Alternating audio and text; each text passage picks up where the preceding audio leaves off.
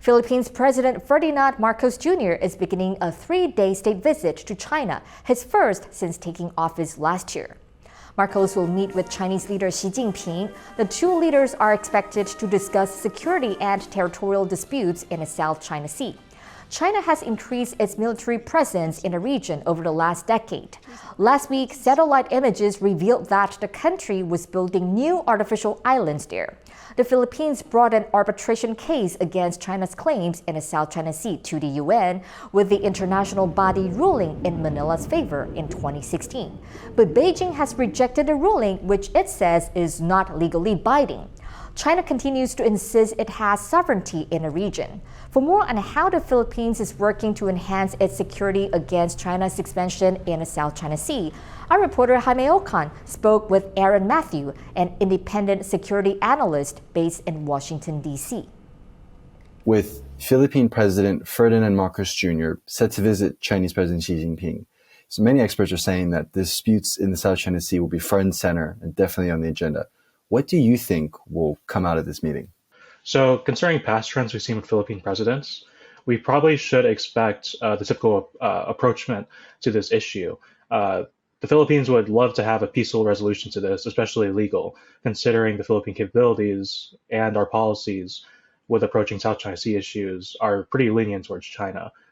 Just because of there's no capabilities to actually deter Chinese aggression with maritime militia. The Philippine Navy is not capable enough.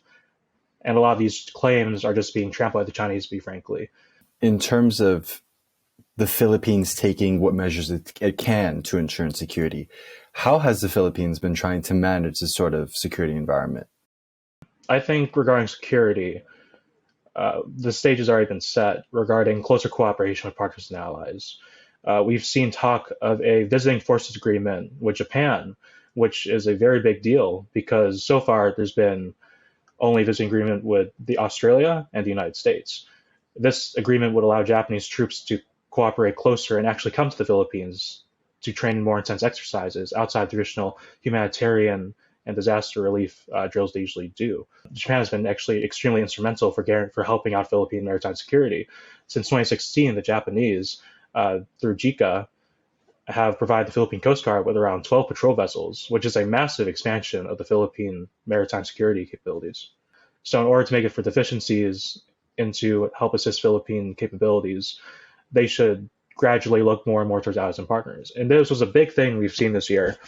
And there's been reports of the Philippines acquiring a BrahMos anti-ship missile to station around the Philippine Sea. How significant is this? So this is a really big deal for the Philippines. The Philippine military specifically, this is a first ever capability for them. Anti-ship cruise missiles that will provide a large denial area to any potential adversaries that try to attack or threaten the Philippines. And this also acts as a great deterrent as well. Prior, the Philippines never had this capability, as I previously said, and this leaves a lot on the minds of potential adversaries when approaching the Philippines. Because now, when you approach the Philippines, you need to really consider those missiles. And those missiles are a high-end threat, really. Indian-made, supersonic, and they provide a brand new capability. The first missile battery is expected around next year, and it should be fully operational by 2026. So it's a bit down the line, if you know what I mean. But once that does happen, we could probably gauge how the Chinese view it. That was Jaime Ocon speaking to security analyst Aaron Matthew in Washington, D.C.